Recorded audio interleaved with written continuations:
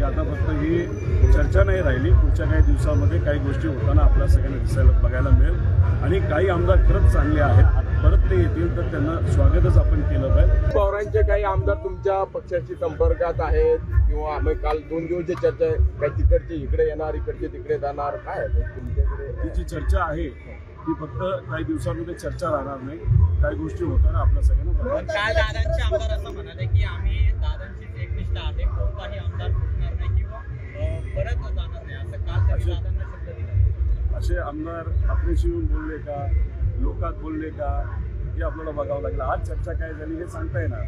आतले जे व्हिडिओ आले त्याला आवाज पण नव्हता. आज चर्चा काय झाली हे माहिती, कोणचा वेगळा वेगळा पक्ष आहे, पण जेव्हा केव्हा एखादा आमदार आणि तो सुद्धा चांगला असेल आणि मारून मुटकून जर त्याला पलीकडे घेऊन गेला असेल तर त्याला परत पवार साहेबच घेऊ शकतात आणि घेत असतील तर चांगली गोष्ट आहे. पण अशा आमदारांना, नेत्यांना घेऊ नये. जे साहेबांच्या विरोधात बोलले, विचाराच्या विरोधात बोललेले असं कार्यकर्ता म्हणून आम्ही विनंती करू शकतो. आणि त्याच्याचबरोबर आमचं अजून एक मत आहे की पहिलं प्राधान्य हे निष्ठावंतांना.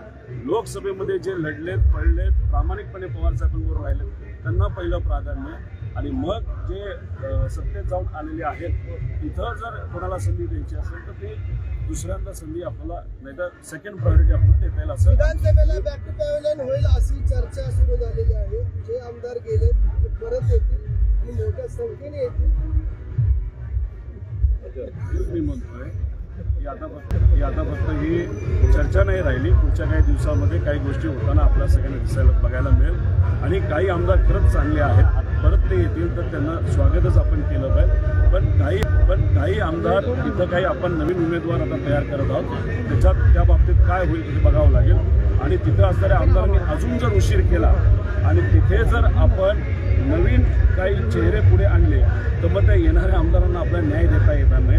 म्हणून 15 दिवसामध्ये जे काय होईल ते होणार आहे. आणि 15 दिवसाचं पुढे गेलं तर कदाचित आम्हाला घेताच येणार नाही असं मला तरी वाटतं, कारण तिथं नवीन चेहरे हे दिले जातात.